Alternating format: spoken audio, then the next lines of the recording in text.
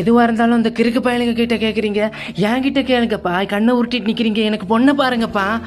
அதான்டா நானும் பார்த்துக்கிட்டு இருக்கேன். பார்ப்பீங்க, ஆனால் கெட்டி வைக்க மாட்டீங்க. ஏன்னா எல்லா பொண்ணுங்களும் உங்களுக்கு பிடிச்ச மாதிரி தான் இருக்கணும்.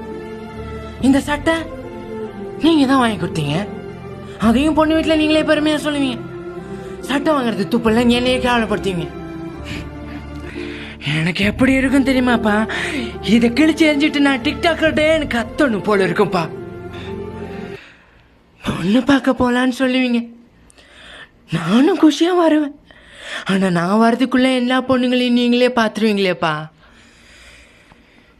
சிரிக்கிறாங்கப்பா அந்த சிரிக்கும் அவளுங்க.